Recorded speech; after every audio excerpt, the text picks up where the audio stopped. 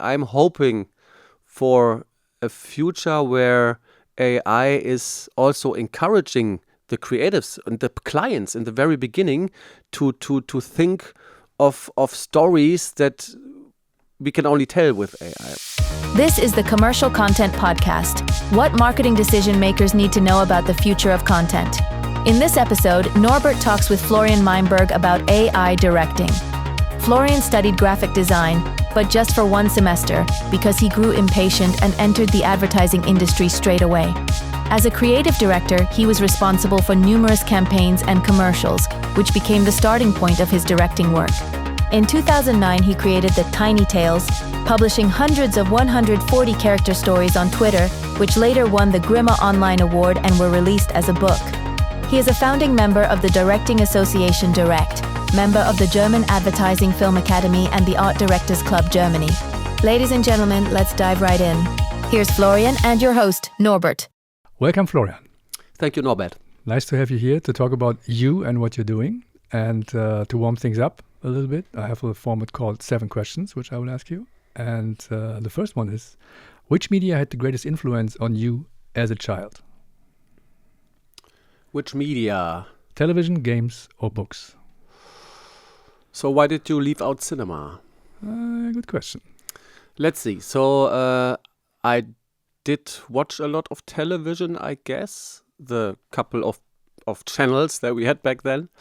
But when you talk about influence, I would almost say the movies, the cinemas, because it's such a different experience. I will, for example, never forget the first movie I ever saw at the cinema, which was Die unendliche Geschichte. Was that in English? Never-ending Story. Never-ending Story, of course. Story. Was the first movie I ever watched, and I will never forget the effect. Really, it's like a photographic memory. That one moment that I will never forget is I looked at that screen, and then I looked over where my mom and my brother sat, and their heads were tiny.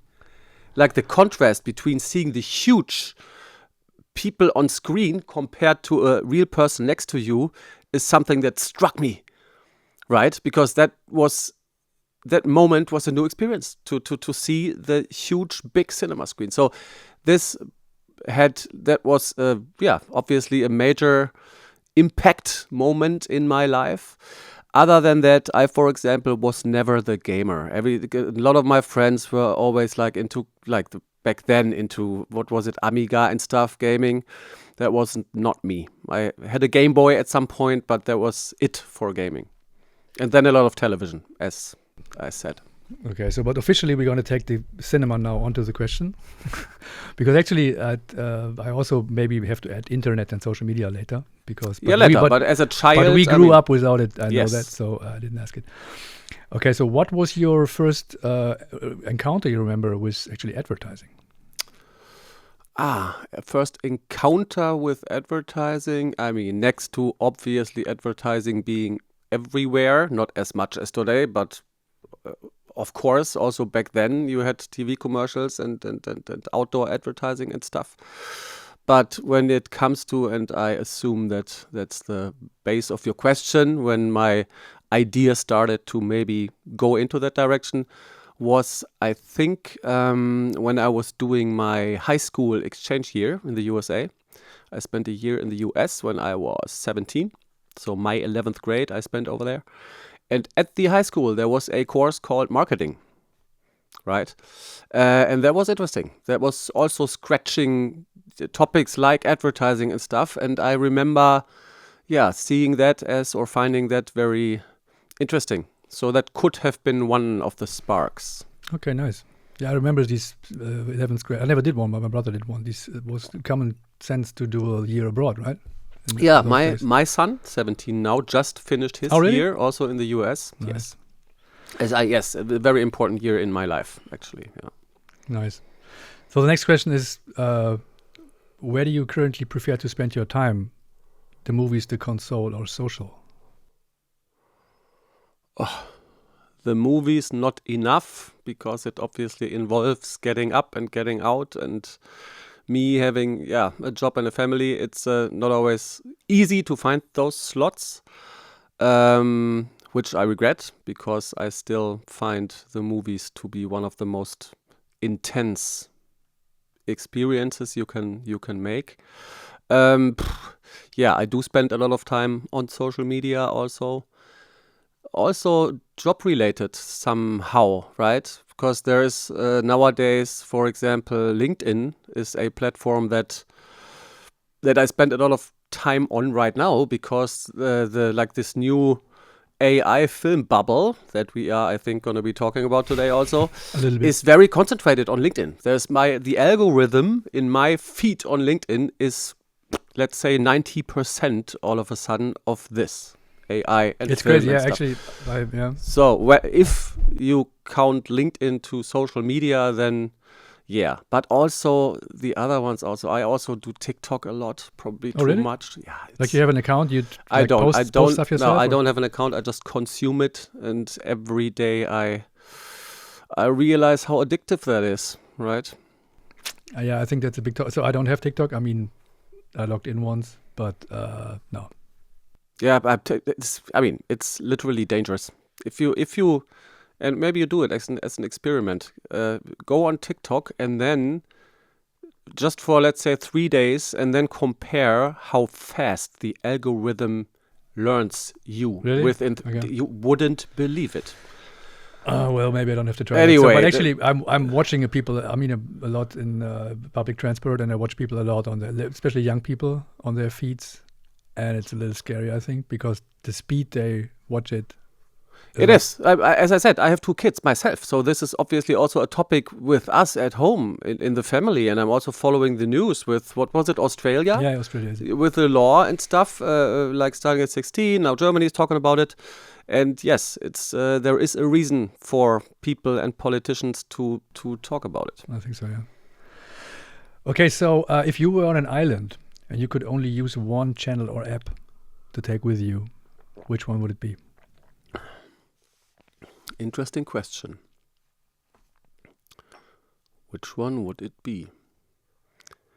Actually, to be. I mean, there's 2 sides to the question. So if you talk about like consumption and what info I can get, I would probably almost say TikTok, because as I just said with the algorithm, right? When you think about TikTok, most people think about funny dance videos and stuff. My TikTok feed, for example, is, I would almost say, more than half political stuff.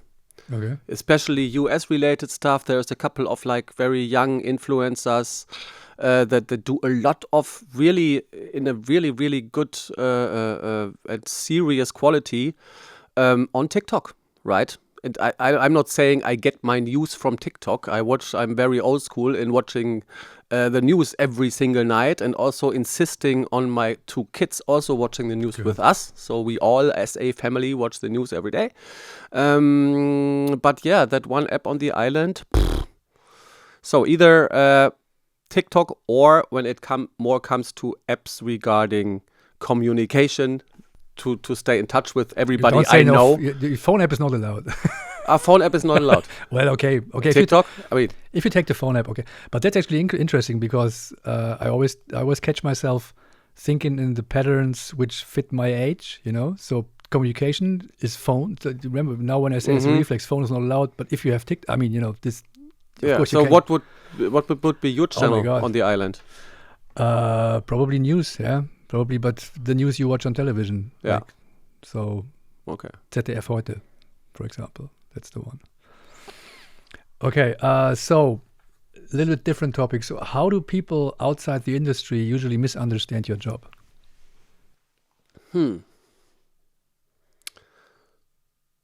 Probably depends on who you talk to, right? I mean, my close family by now more or less understands it, because I talk a lot about it and they're very interested in learning what I actually do.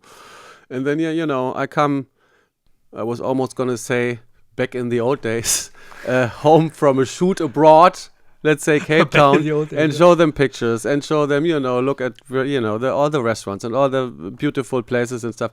So they, of course, what was the question again? How do people How they outside- misunderstand your job? how they misunderstand my job? Let's say probably a lot of people don't know how much stress is actually involved. But of course it's a dream job. But You you're going get to Cape Town for work. It can't be that bad. That's what I mean. That's what I mean. But then I can tell my wife or my son, then we swap and you do that client meeting late at night in Cape Town where the client gets nervous and stuff. Of course, if all that happens in a beautiful surrounding, I'm not complaining at all. But the funny thing is, when you just said back in the old days, or when you tried to start your sentence with back in the old days, we're going to be the guys who've been to Cape Town, I know. someday. Like we Right. shot on film. Okay, we've been to Cape Town. Oh, that's one of the guys who's been to Cape Town. Yeah. Okay, so if you were no longer allowed to work in advertising, what would you do? Oh.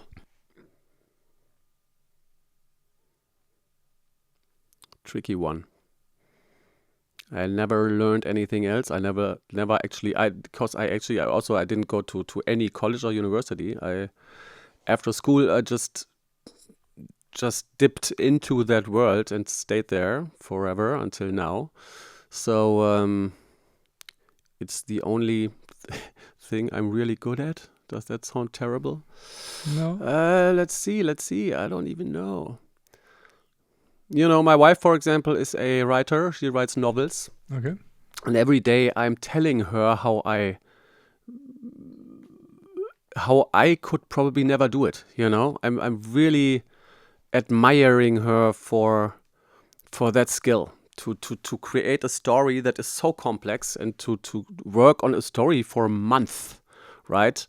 Before it goes out there. And then I look at myself, on the other hand, that does like 30-second commercials for a couple of weeks, very compressed, also very complex, also challenging and stuff. Where did I want to go with that answer? I don't know. Try to become a writer. No, that's I mean, I think I would probably, most definitely look for something that goes into the same direction of, I don't know. Yeah, it's like the overused word, storytelling. Tell stories. I mean, create something. It would have to be something where I'm able to create something. I think that's the core of what I have always been doing and what keeps me alive and keeps me doing that. good. Nice, thank you. So let's go to the actual topic of this. Tell us a little bit, what's your life as a director of commercials right now? I mean, you had a career and you have been doing this for some time already. So what would you say, what is your job right now? Actually, that job has changed a lot recently. I would almost say it almost turned 180 degrees. So right now, all the projects I'm doing involve AI. Some of them full AI productions, full AI films. Some others hybrid productions when it's a mixture of classical shooting and classical together with AI, which for me is by far the most exciting direction to go into. I think we will gonna go a little deeper into that. So if you ask what does my job life look like today, different than a couple of years ago. Because a couple of years ago it was much more of traveling, obviously, when you shoot. And the AI stuff, a lot of it you can do from home, which also obviously has its good side as a family father and husband. So yeah, a lot of more time at home, but that doesn't mean that it's less work or less stressful. It's more the opposite. Okay, what's that? Yeah, because the thing I'm working on right now regarding the number of meetings and of client contact and production company and agency is like 10 times more as on a normal production. So a lot of these jobs feel almost more stressful than a classical one. That might have to do with the fact that this whole world still feels new to everybody, right? You discover new sites every single day. When you work, when you go into it and stuff, the workflows that you work on are developing while you do it. So it's like this whole, like a huge door that all of a sudden sprang open with a new world behind it that we're all just, crawling into. And is it a lot of moderation and explaining in between all the departments and the clients and everybody involved? Because yes, I heard that sometimes that it's actually more work now because it's just you have to constantly tell people what actually is that different is now. A big part. It also obviously depends on the job itself. Of course, sometimes when you work with somebody or for somebody, they know a little bit already of AI. And then there's clients that have no idea. And then, there is a lot of explaining to do. And that needs time. But it's also very, very important because when you look at our industry, and you've been doing it for many, many years, I have been doing it for many, many years, the structure and the different steps that a project goes through were always the same, right? You have a script in the beginning that everybody has to agree on. There's meetings. At some point, you have the final script. Bam. Then you go into production. There's the pre-production phase. And you know the game, right? You have like the meetings that you've always had, the PPM before the shoot, where you confirm everything, the locations, the cast, and everything. Then you go on the shoot. So it was always the same steps, and everybody knew them, right? Now these steps already have totally changed. So in an AI production, for example, one of the most important meetings you will ever have with everybody involved is what we and I right now call the first frames approval. What is that? Most people will know, but very quickly, like producing an AI film mostly involves creating stills in the beginning, the so-called first frames, because that still you then feed into another AI tool and bring it to life and animate it. So to define these first frames is so important because these first frames contain everything that the client needs to approve. So when I'm in the next phase and I already have animated pictures and a running film, and then the client notices, I want that guy to have a yellow shirt instead of a blue one, then that is something that we should have talked about last week in that first frames meeting. So to explain to clients these new structures and these new ways of important milestone meetings within the process is very important, and also, of course, takes time. Can you say in this opportunity something about, or explain a little bit about the process combining AI with the shoot, actually? Because then people are used to stuff, but there's a layer coming on top. Is it more difficult than full AI, or is it like just... Yeah, that's a big topic. So this is a term that we also right now hear more and more is the hybrid productions. So the combination between classic shoots and AI.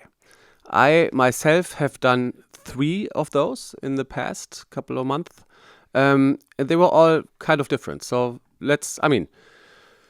one of them, for example, was one of the biggest ones. It's also one that's really heavily running on TV. So I can say it is the Persil film for the washing detergent Persil, which was production-wise very complex and very lengthy. It went over a month.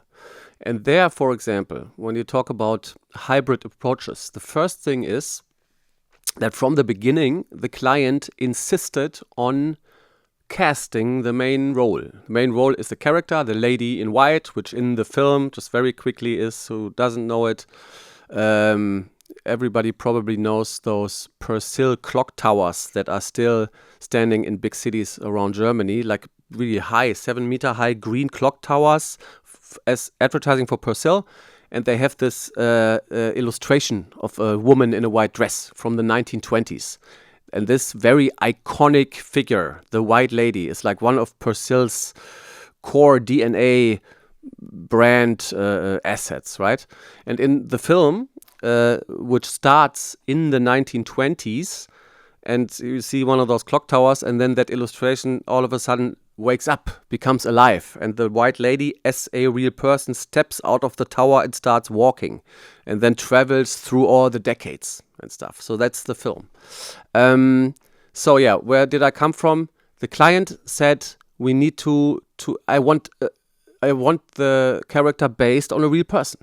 Because, and this obviously also has to do with Henkel being, of course, a very old school and conservative client that's been doing advertising for 100 years, right?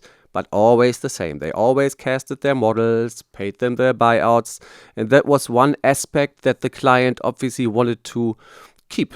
So we said, okay, let's cast the main woman. Like a real casting. We did a classic casting with set cards and stuff. And then we had a woman that was confirmed, right? And also got paid normally as a model with all her buyouts and stuff. Okay. But technically, what we did then is take that woman into a photo studio, make like 500 pictures of her from all angles in different light setups and stuff. And then, create a so-called digital twin of her by feeding those still images into an AI model to create that digital twin with which then you can do anything by prompting, right? And the woman can go home and it's done. But that was the classic aspect at this point. And then, still talking about hybrid productions for this film, it was very important to be historically accurate, right? Within the scenes, she walks through different decades. Berlin 1920s, Berlin 1950s, 1970s, 90s. So, and we all know that nowadays the shitstorm is waiting around every corner. So, as a classic brand like Persil, you better be very accurate in what you show. Which is why then, in the first phase of the production that we call world building, it's a term that comes from the gaming industry. World building in the AI context means you define and collect the ingredients for each shot, right? Architecture, cars, wardrobe, very important. Stuff like everything you see. You need to know how to build up that picture. And for this phase, we booked a real production designer and a real stylist to supply us with accurate mood pictures, right, of real Berlin architecture. For that, the production designer went into like archives to really research accurate, real photos from that time. The same with the stylist who gave us mood worlds and pictures of all the outfits that are accurate. So yes, we used those classic departments in this very important phase of the production before we actually started prompting a single image. Well, important point, of course, yes. And this is, to sum it up, what made this production hybrid, because from then on, all the rest was full AI. So the film that you see is actually 100% AI generated, yeah. But you also shot hybrid commercials with real people and I did, and as I just said, I mean, I can tell you all three. That was the first one, right? The second one I just recently finished. It was for a German supermarket, and the story, it's also on TV right now, so some might have seen it.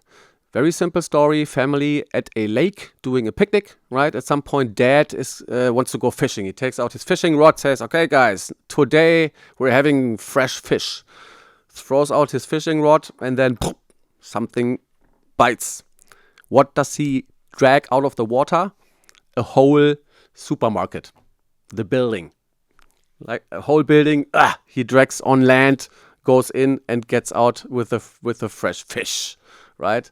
So for this one, we actually had a very classic shoot with a casted family, also the father, everybody cast. We shot in Spain on a beautiful lake site in Valencia. And then the AI part, obviously, is that building coming out of the water. That was integrated into the real images with AI. So, I mean, and then it's obvious why this was maybe not done in a classical VFX pipeline, because it might have been timing wise or budget wise, or I don't know the reasons, but comes to the point, why do people actually approach these AI solutions? And this is also always with whoever you talk with. Of course, it's always that question: is it only out of budget reasons? Of course, it's a reason. So yes, of course, you could have done it in 3D, and also in the very beginning, the involved people were also looking at different approaches. The 3D option was also on the table. But yes, it would have taken obviously much longer, and of course would have cost much more. So yeah, the budget question is of course always a part of the equation. Yes. Yeah. But before I ask you this, there was a third project you mentioned. So the third is also my third hybrid production.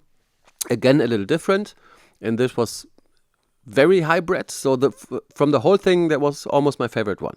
It was for a Austrian agency and production company for another supermarket.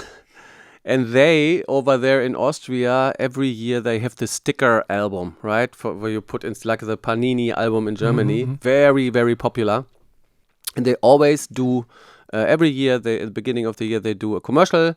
It's always the same basic idea. Is the female protagonist is like a really famous TV host over there, and a couple of kids traveling to some world. The every one of the sticker albums there's always a topic, right? And this time it was like the Nordic Viking world, right? Okay. So the story actually was. The story of the film starts in a living room where they check out the sticker album, and all of a sudden, they get beamed into that world, onto a ship. So they're on a Viking ship on the ocean, and then there's like a huge whale jumping out of the water, and like an octopus, a pink octopus with the arms coming out of the water and stuff. And this one, we actually did a real shoot. For the very first scene in the living room, real people, casted people, everything real, location, with obviously all the departments involved, from DOP to production design to everything. Then we spent another day in a green screen studio. And in that green screen studio, I built, with the production designer, half of that ship in real, right? And then again, we had, of course, the actors and the green screen studio and the ship to shoot the shots playing on the ship. So, and then the backgrounds for that, plus all the white shots, were then completely AI generated. Okay. So it sounds also like, pink octopuses sounds also like VFX heavy. Very. Would have sound like VFX heavy, probably. Yes. So, but as you tell all these stories about the shoots you did, so how did you end up in this AI field? Because, people who followed you, they know that you're doing this for quite some time already. So how did you start, or why did you start to actually explore the field of AI? I was always somebody who was, whenever there was something new, I was instantly wanted to know all about it, right? Especially in our industry, right? Everything that technically was something new, I was one of the first ones who wanted to at least see it or understand it or try it out. And then on some day, I saw Midjourney for the first time. And realized what? You can create a picture by writing a short prompt. So I jumped into that head first from day one almost. So from the very, very beginning, I was fascinated by the tools. I instantly started to play around with them. And then, of course, also instantly had results, right? And I would just fascinated me. So I stayed with it. I just... More and more, I spent a lot of time just learning, checking out the tools, comparing and experimenting around and stuff. And during that time, that topic also became aware within our industry. And at some point, there were first people that wanted to, maybe we can even try it out for real on a real film or production. So I more or less grew into it together with the technology itself from the beginning, obviously. Interesting would be in that Zusammenhang. Context. Context. Thank you, Florian. To talk about, you started to explore AI yourself. So you sat down and used the tools. you're a director by nature. So do you think it is the future that actually directors are in the position to, build all these worlds, explore and build and prompt themselves? Or is it the role of the director and other people are supplying the images or the footage? How do you see this field? This is nothing that you could answer with one sentence. It's very different. I mean, also on my jobs, right? I've done in the last couple of months, I've done a couple of full AI films that I did all by myself. One of them even without a production company or agency between it, but based on an incident meet up with a guy that I met on a plane. And we stayed in contact, and he contacted me at some point, and I made a film for him. He has a company, and I did all by myself in the end, right? There's other ones, like the Persil one, that were much more complex. A classic, a big client, big agency, big production company, and in the production then also like a team of a couple of people, also technically around me, at my side, also in the actual prompting AI world. So there is also, I mean, you can't really answer that question. There's young people, young talents also right now without almost no background experience growing into that field that are also good, right? And can work within the industry. There's guys like me, that's been doing classic films for decades and am now adapting to the new technology. There's, many ways into it, I would say. So it depends on the project, like usual, actually. So yes, who's commissioning whom, okay. Yeah. So what does it do to the actual, in a film shoot, in a classic film shoot, there's a lot of people involved. And so you mentioned that on some projects you work together with like restylists and art department who like looks for moods and defines the style. So how do you see the industry evolving or changing, also in terms of who's actually involved in doing such a film? Because of course it's connected to the size of a production, the production companies, the landscape. How you're doing this for some time now. So what do you see actually on the people side who are involved or not involved in projects? Because this is actually one of the aspects of the whole thing that, and I'm serious, also scares me the most, right?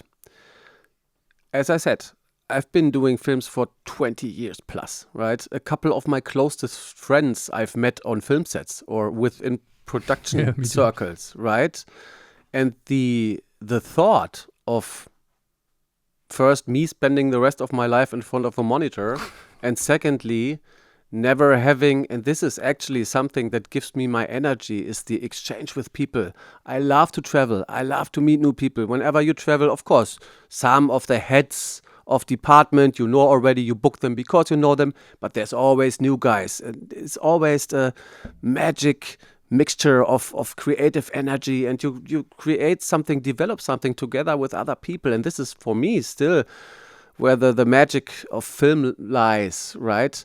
And I don't want to lose that. I think this is also the reason why I'm fighting so much for those hybrid productions. And I'm doing really, in the last couple of weeks and month, I have done quite a couple of those podcasts, like here or as a speaker on events and stuff. And I always end up, saying, guys, let's be hybrid. Let's kind of save what we have there with all the classic tools and people we have, because of course it's a danger. You see those tools develop. Oh my God, C-Dance 2.0 is coming out next week, and then there's a couple of first clips going around, which makes everybody say, okay, that's it. But now we obviously don't need anybody anymore. I don't know. What will the future look like? It will dramatically change. It is just changing right now. And of course, I'm also talking to colleagues, right?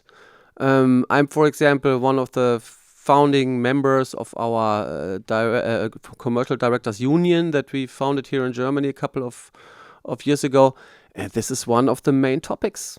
And there's different sides. There is a couple of also my colleagues that also use AI very heavily and also jumped into it and stuff and play around with it. But there's also some that still can't relate and are more, rejecting AI. And actually, I always end up saying, don't be open, because it's the point of no return is far over. It will be part of all our lives, right? It will also, advertising is the first field of film that is being, not replaced, but AI is already there. I just talked about it. I made full AI commercials myself. You see more and more AI commercials. So I always say also to my colleagues, you better learn those tools so you at least know them. The same goes for producers as you, right?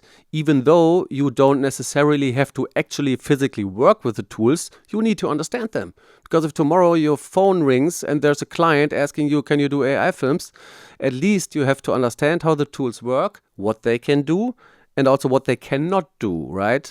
Because when a client asks you, should we do this in AI? The answer could also be no, because classic would be better because. So I'm trying to always convince everybody to at least get to know what it's about, how it works, to then think about and decide where and how to integrate it. Because in our little bubble with the commercials, it will probably step by step become part of the process. When I think of all my big productions, a couple of shooting days in Cape Town, and then I always end up saying in the old days, but usually you would, let's say there is in the script, in the storyboard, there's like the establisher shot, like one epic wide shot of anything, a landscape, that you would normally spend, a third of a shooting day, drive somewhere, yes, maybe with a smaller crew, but to shoot that one frame. Today, that one frame, beautiful wide shot, is generated within a couple of minutes, and you maybe save half a shooting day. You know what I mean? So it will become more and more part of what we do. And I think we, especially as directors, need to be like the a little bit dirigent. Who's dirigent? Conductor. Yeah. Yes, I knew one. Conductors to level out and to also understand and tell the rest where AI makes sense. Yeah. So actually talking about the stuff which is now maybe done by AI in the future, because you mentioned it, not everything can be done by AI, and you would also say this is not an AI project. So what would be the parameters where you say, okay, we don't do it, we better do it real?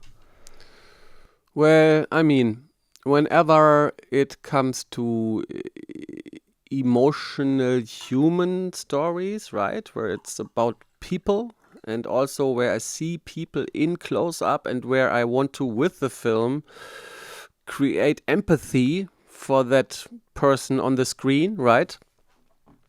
Then I would always try to go for a real shoot, because of course a good actor is what they do in the subtext, what's not even in the script, like the emotional flavors that you feel more than you see them, right?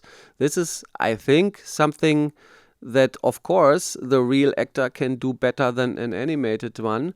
And then, on the other hand, you look out into those bubbles on the internet and you see the first tries with that new tool coming out, where you realize, wow, if you would have showed me this clip, I wouldn't even have noticed anymore that it's AI generated, and it's a fucking emotional clip that gives me goosebumps because it's so emotional in that close-up with the woman that just starts crying or something. So the argument that I use it myself, and all the other skeptics also use it with, you will never be able to show, to replicate real human emotions. Technically, visually, you will.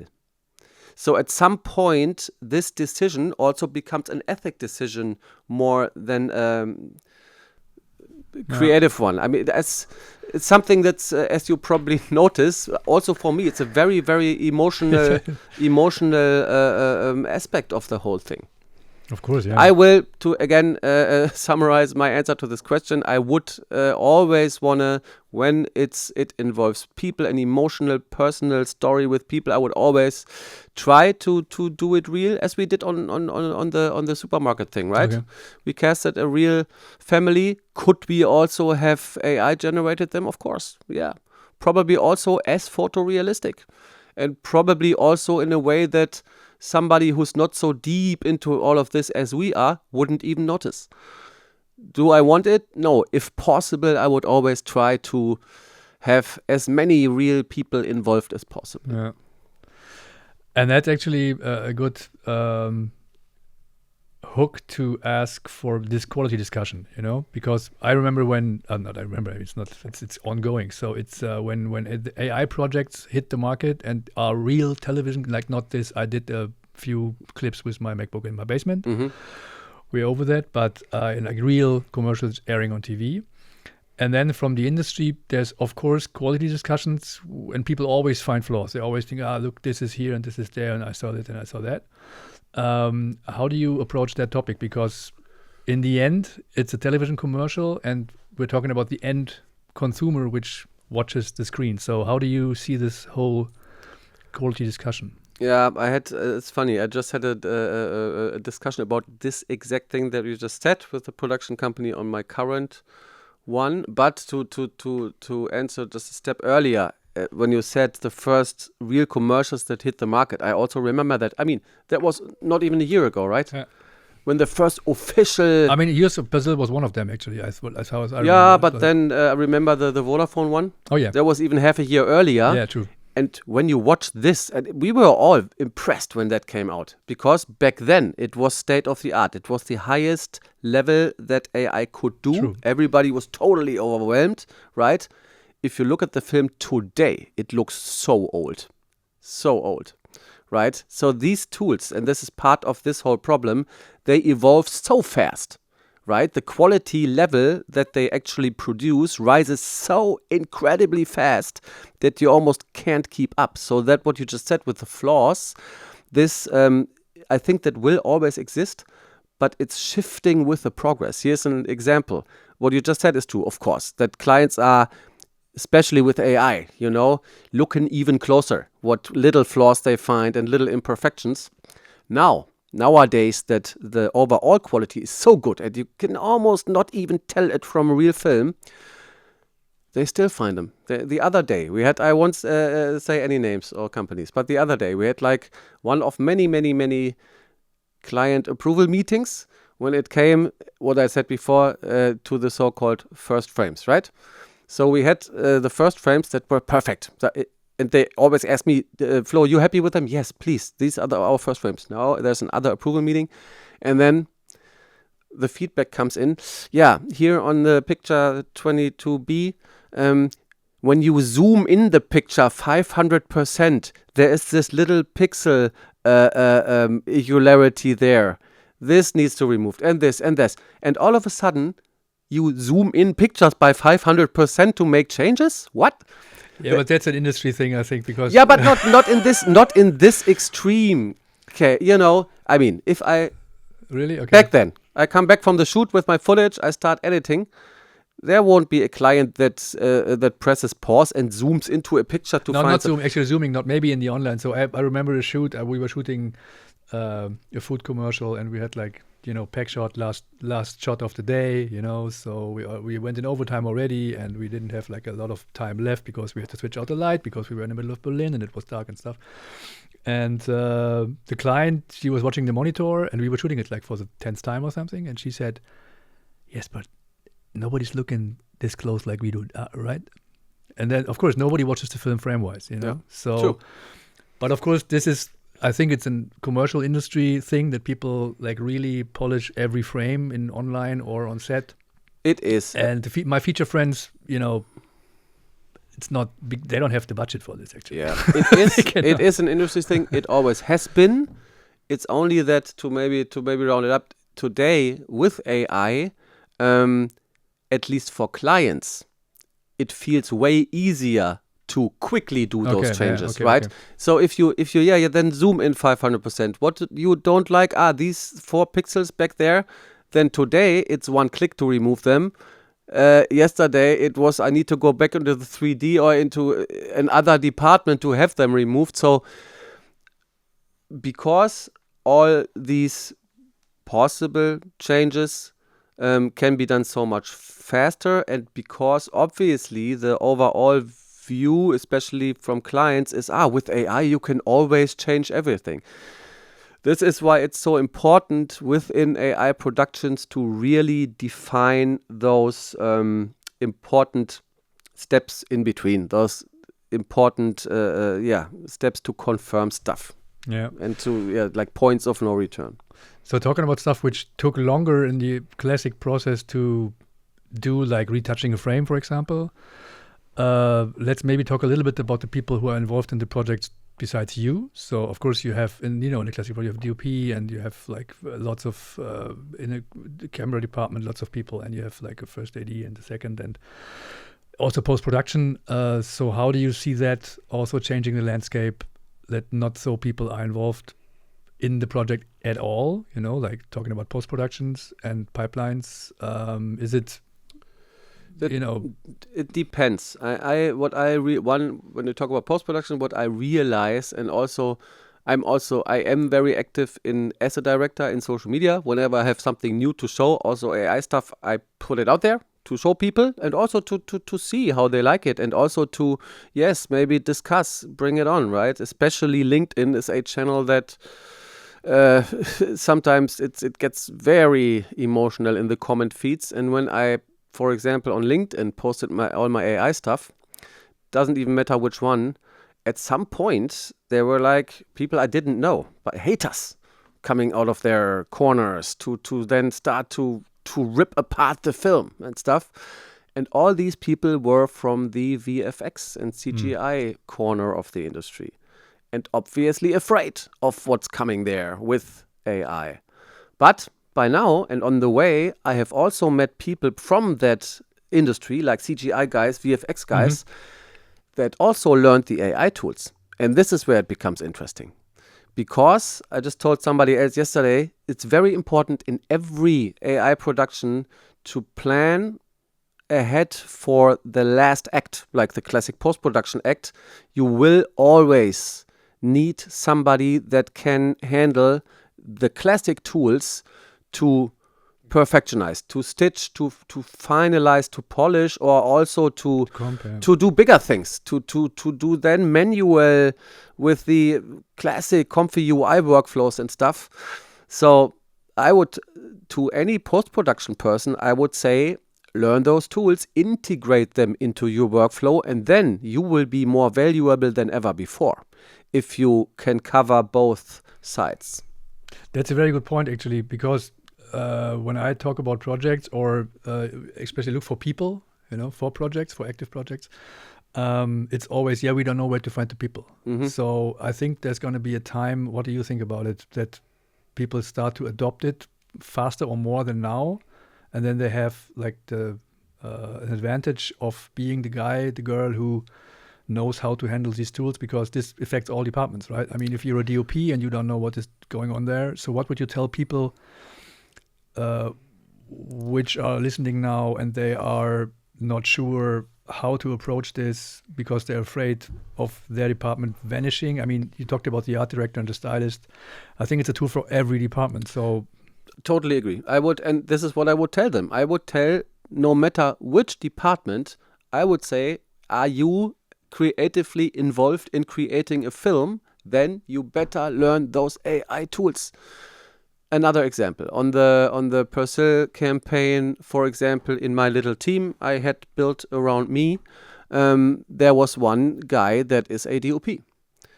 But that also then helped prompting and creating the shots in AI, because he knows how to use them. But he is still a DOP and is still shooting as a DOP, but he can also do this.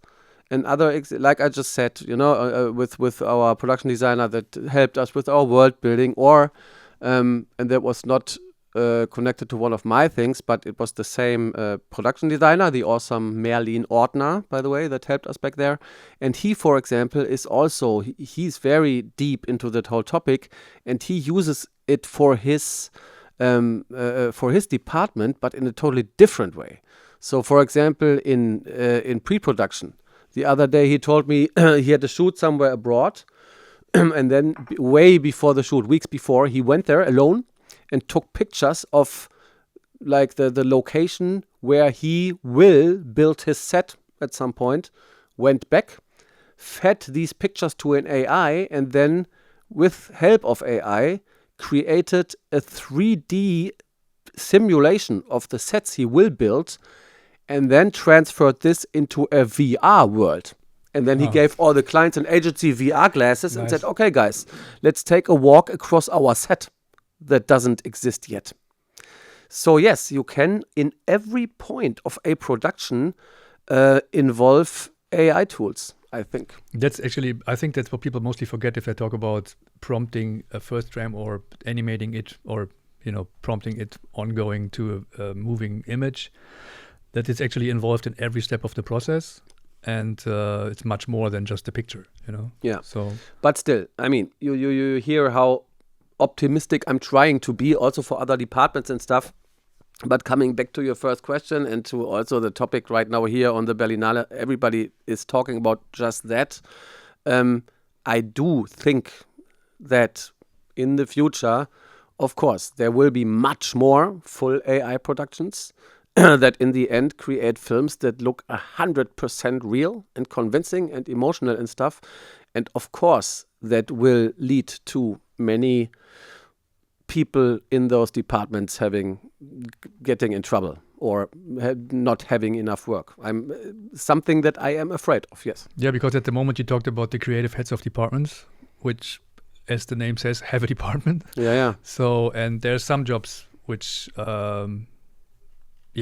will get difficult. And this is where the ends meet. The front runners, the people who do adapt early enough and who can make it part of their world by learning it and integrating it, they will survive.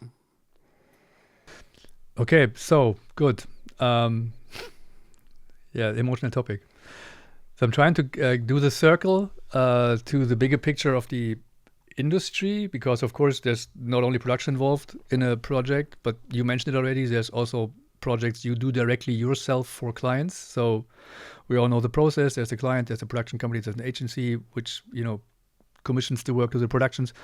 How do you see this landscape evolving right now, maybe in your projects or in the future? Because if you as a person who's creatively managing the project can do it kind of yourself in some cases, it also affects the whole industry of the commissioning chain. And who's doing what. It will. I mean, for me, and I think that a lot of people in our industry are experiencing this, that in the last couple of, let's say, 10 years, there was already a shift towards, you heard more and more, the production company produced that campaign directly for the client. There was no agency involved. I had a couple of those. There was a production company that, for a client, we did like 4 big campaigns with like 7-8 films each, like 4 big productions, twice in Cape Town, twice in Bucharest, directly for the client. One person from the client, no agency involved. It was a small team, almost like a funny class trip. You knew each other very well, very trustful relationship, but without the blown up structure in between that, of course, makes stuff slower and more expensive. And I think that AI will accelerate that development. So yes, there will be. I'm experiencing it myself. I've done a couple of AI jobs, directly for a client without agency or production company. And I also think that this will, probably accelerate. Yeah, probably. Think so too. Okay, so looking back to what you did in the last months, years, what has really made a difference in the last 12 months from your perspective, like a paradigm shift or something where you said, okay, this is now, I mean, you just mentioned C-Dance. It's like, this is the next paradigm shift, or was it another tool, or was it the mindset? So that is a funny thing somehow, right? If you follow that, and as I said before, for me, that is my LinkedIn feed where as soon as something new happens in that world, if some of the models release a new version or something, I see it first on LinkedIn. And then, and it's by now, I think it's really funny that it's like this race between the models. And then everybody's saying, did you guys see Kling 3.0? It's the end of everybody else. This is now, the paradigm shift, boom. And then day after tomorrow, the other new model comes out, and then everybody jumps on that and says, this is gonna kill everybody else.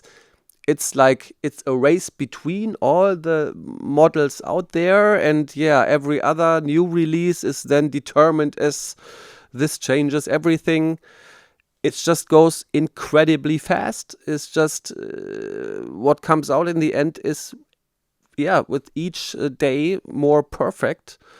And it's just breathtakingly fast how it evolves. You almost can't keep up. So it's kind of an ongoing paradigm shift. Yes, more or less. Yes, on a daily basis. Okay, that actually makes the answer to the next question kind of impossible, but what is the greatest potential, or where do you think is this all going, and where are we in 3 years?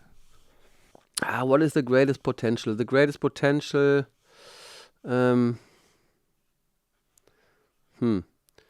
think, and when I get this question, I always say, let's use AI for stuff that wouldn't be possible without it, right?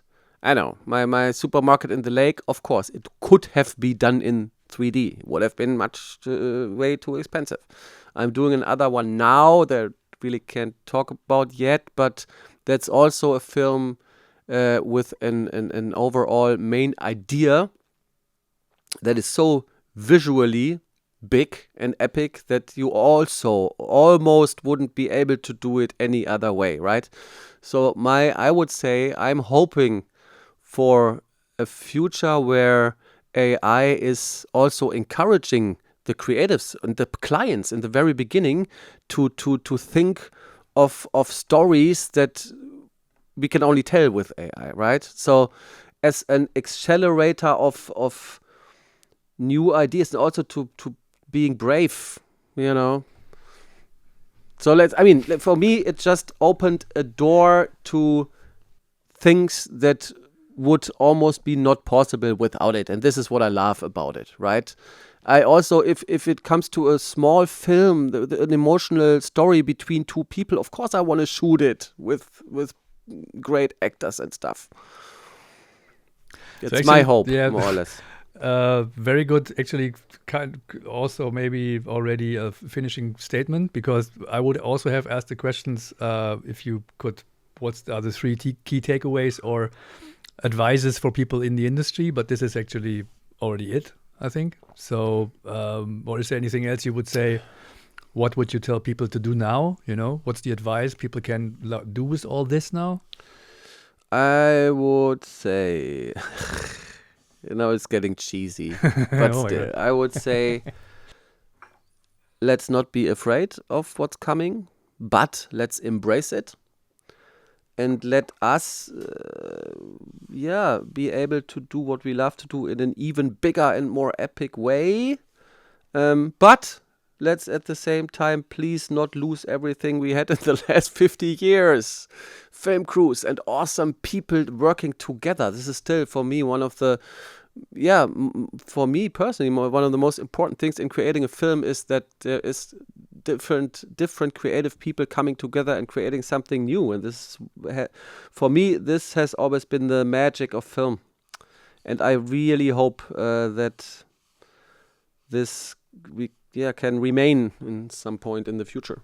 Yeah, that's the magic everybody always talks about on set, which is maybe difficult to find in a Slack channel. It is, right? And then for if you now that you're saying it on set, for example, what I do on every shoot I do, right? No matter if it's a small shoot in Berlin or a big production in Cape Town, first shooting day, everybody is we're ready to shoot. The shooting plan says shooting now.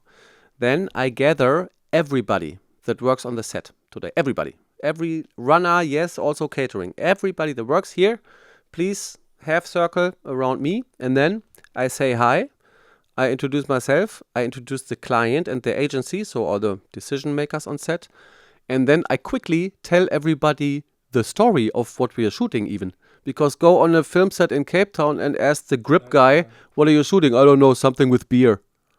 And I always found that so sad. So I tell everybody what we're even shooting, the story, and say, thank you that you're all here. Awesome. If anybody has an idea to make it even better, here I am. Let's go. Everybody walks on set with a smile. And after rap, so many people come to you, that was so cool. They had a little talk this morning. Takes 2 minutes, costs €0, and makes the film better, I think. So yes, I totally agree what you just said. For me, the magic of a good film is the all those people that made it. Nice. That sums it up. So what I'm taking away is let's embrace the possibilities, but keep the human factor and the people who actually use the tools. And then we have a bright future ahead, and we have to adjust to it a little bit, I think. And but time would be now. Couldn't have said it better. Thank you very much. Thank you. So thanks for being here, Florian. Of course, I will post all your LinkedIn's and website into the show notes, and Please also do. the links to your projects if they're available online. I guess so. Not all of them yet now, but a couple are in the making. But and all the ones I talked about, a couple of them are there. Yes. Nice one. And of course, you can also find most of the cases which are out on the Commercial Content Campus with interviews and stuff. So. Thank you very much. Thanks for having me. Enjoy the time working with AI. Maybe we can do this one again, like in some time, to see where we all and went. On the next podcast, we're going to talk about the dark side of AI. Right. The moment, dude. I've seen this Let's interview. I have seen an interview lately with some professor. I had to stop watching because he opened up the other scenarios with and what happens the moment the AI realizes we don't even need the people. This is actually a point I was talking about yesterday. Yeah, this is okay. Let's do a extension on the after the ending of this one, because I had it's meetings with film people here in Berlin at the moment. There was some dinners with people, and so one told this story where they actually tested AI, and they had 2 AIs working simultaneously, and they spoofed it. So they pretend that they made one of the AIs pretend to turn it off, and it kind of. I have to research it, but it kind of regulated the air condition in the room. Yeah. So it's this not is the point. So there's a couple of this things. Is the point where I'm like, okay, we're only talking about film. There's another one, and I also don't wanna remember it wrong, but a similar one where also they kind of like tried out how the AI would react, and also said something like it's going to be turned off, and then the AI lied to save itself. So yes, there is. Let's only talk about advertising, please, because yeah, we should keep an eye on that. Humanity should keep an eye on that. But so let's do a dark side of or maybe like a follow up in some time to see where we are got. Anytime, if we're still alive by then. I hope so. Florian, thank you very much. Thank you, Norbert. Bye-bye. Great pleasure. Thanks. Bye.